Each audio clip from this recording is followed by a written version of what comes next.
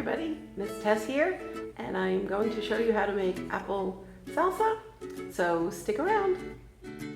Hi, just wanted to explain the reason we call it apple math salsa is because when you are cutting your apples, you are making them smaller and dividing, or you can also count them. When you use your spoons or your tools, you are measuring. And then when you, if you decide to make this recipe larger or smaller, if you want to make a larger or smaller amount, you're either adding or in some cases you're multiplying. So many different ways to incorporate your emerging math skills into cooking with this and other recipes. And here's the recipe that I'm using for apple salsa.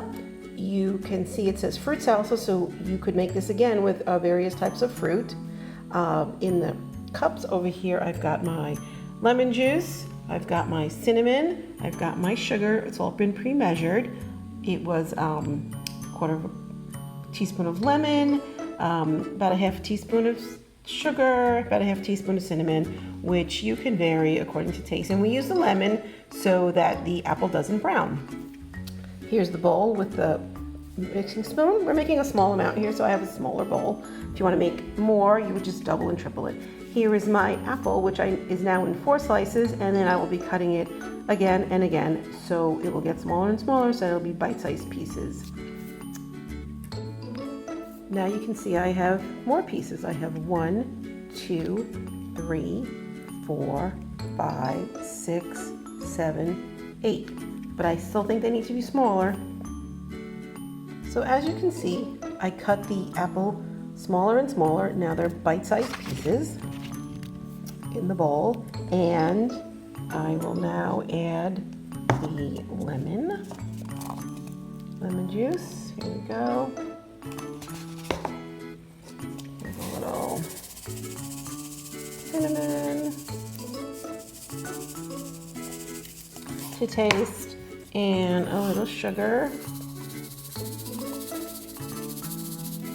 sweet as you want to make it. I'm going to give it a little mix.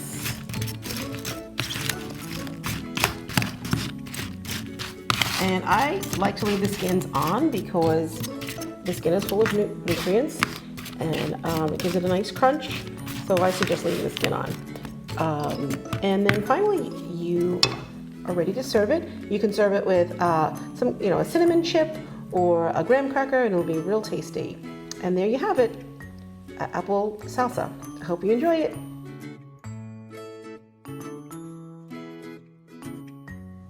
Hi everybody, Miss Tess here once again, and I'm going to show you how to complete the apple wreath that's in your kit. So if you look in your kit, you'll find the wreath that's just pre-cut for you, some apples, some construction paper apples, and what you will do is supply a glue stick to glue them on. You can use tape, whatever supplies you have at home.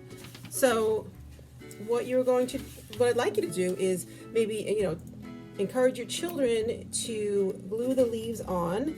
You can use the inside or the outside of the plate. I'm just going to put some glue on. You can also put some glue maybe on the apple itself. That might help it stick better. Okay, and I'm starting with red. I am going to do a pattern of red, green, and yellow. So since you have 2 of each color, you can discuss with your child if you want to do 2 colors at a time, maybe 2 red, 2 green, 2 yellow, or they can do the alternating. So that way they're learning how to plan for the outlook of the wreath craft. So I've got the 2, 1, 2, always an opportunity to count. You always want to practice those skills as well. And up next is the yellow.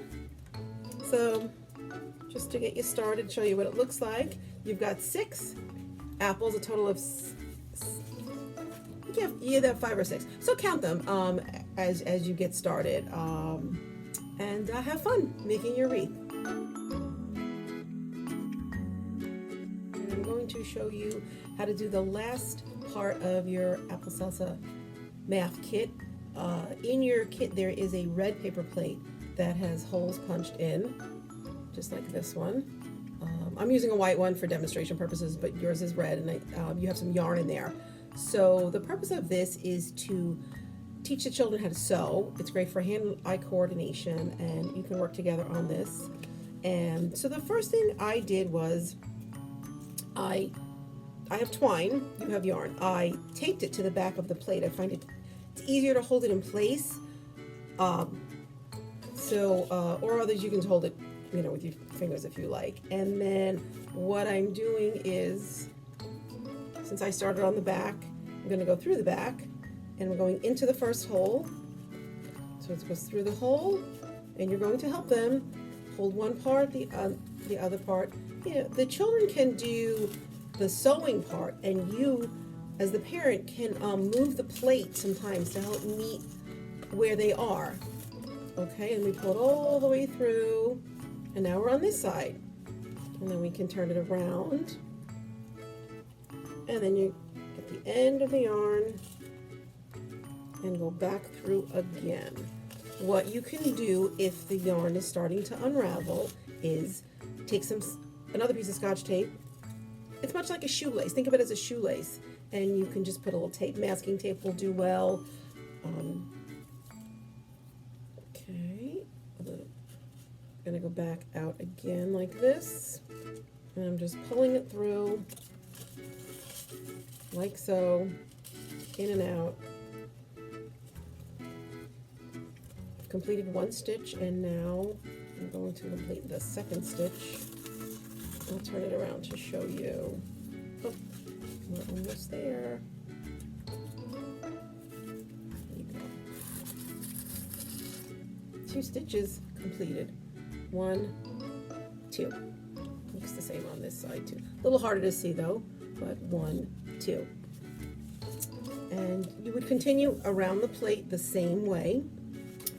Well, I'm going to pull this out though. This is a reusable project if you like. You don't have to tape it closed at the end. You can do it again and again until it wears out. This is more about a process than a project. The reason it's red is because apples are red and yellow and green, and I just thought it would reinforce what we're doing today, which is apples. We love apples, they're delicious. So that's it. So I'm going to go back to the beginning because I want to show you another method. Again, it's still taped, it's the same one. We're going to go over. This is a little harder. So if you have older children, they may take to this more. They may like this variety.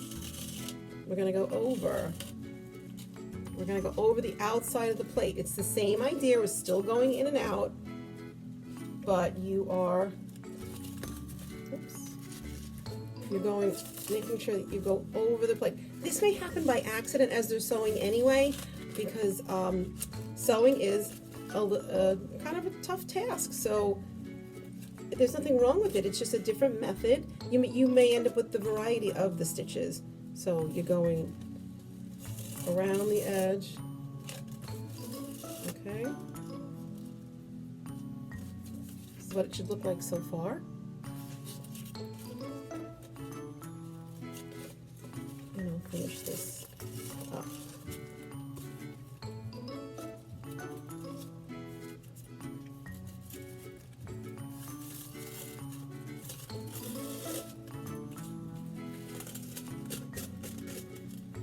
And here it is. So I completed 1, 2, 3, 4, 5 stitches. You can see from the back. 1, 2, 3, 4, 5. And on your red plate, as I said, the holes are punched all around, so you can practice over and over again, mix the stitches up, or just do the in and out, and have fun doing it. So I hope you enjoy learning how to sew with a paper plate and yarn. Bye!